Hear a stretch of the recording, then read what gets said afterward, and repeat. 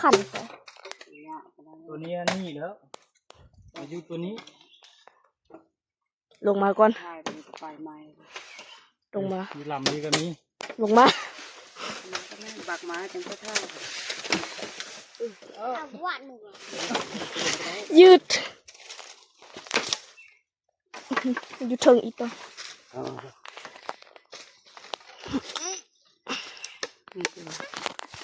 เหลือเลยมันแล้วเก่งนี่เปิดสองตัวไข่ก่อนไรเนาะสองตัวเมียน้อยนี่นอนอยู่ไหนนี่สองเท่านึงโอ้โอ้ที่เบิ้งกล้องอ่ะยาให้พอกิน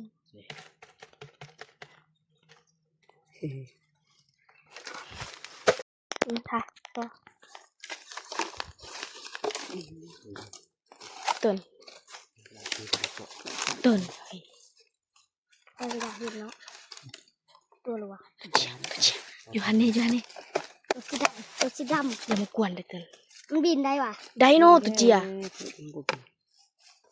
โอ้ยให้มันออกมาก่อนจังอ่ะมันตัวว้าวระยะมันตรวจระยะมันกินเหนืออุ้ยโอ้ยตัวได้ดีมันมาไข่เหรอมาไข่ละหางมันอย่างนี้มันเมาอ่ะตกอาหารป๋องโอ้ยอยากอินอ่ะเป็นมันออกเกือบจะไม่ได้ตัวนี้บินได้เฮ้ยมันออกอีกแล้วโอ้ยสามตัวได้ก้น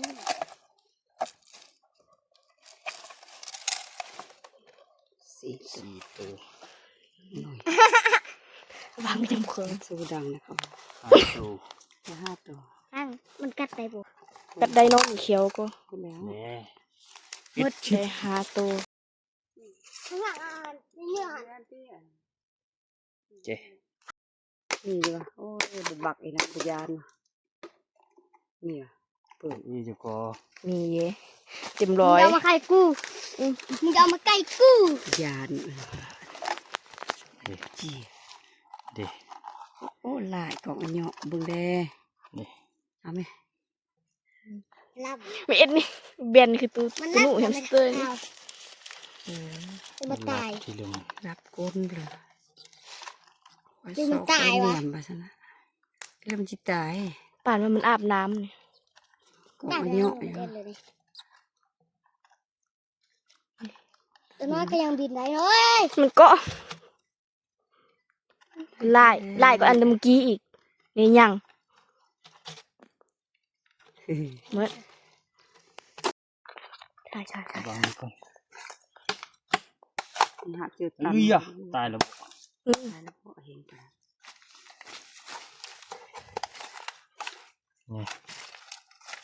นี่ปอมันขึ้นมาอีมันเหรอเยอะซอยได้ไหมโอมเลยมันกัดก็เบิ้งน้ำกองไอ้หน่อยเนาะเดี๋ยวจะออกคือปลาดุกนี่ปลาดุกบินได้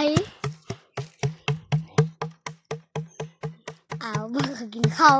เนี่ยกินหมดเลยในอยู่ในคลิปแล้วมือเข้าฮิบัดอยู่ในที่จริงจ้ะนะนี่อีกวางนึงจริงจ้ะนะตายบ่ตายแล้วมันดำนะครับมันบวพร้อมเดียวย่ำกินเฉยๆมันบวพร้อมเดียวบางนี้บุมีละออกไปอยู่บางนี้มีน้ำนี่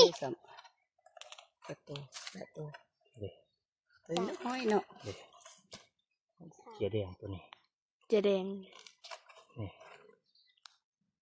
นอนกำลังหลับนอนกำลังหลับเพราะฉะนั้นมันปลุกกันให้เลยต้นสวยนะมันต้นอยากจับลองให้มันจับตัวนึงไหมแม่มันออกแวบก็มันกัดแม่ยังบ่ให้กัดแม่จิบโดดแล้วตัวโอ้มือไฟวะชีกัดดีเลยโอ้ตัวท่า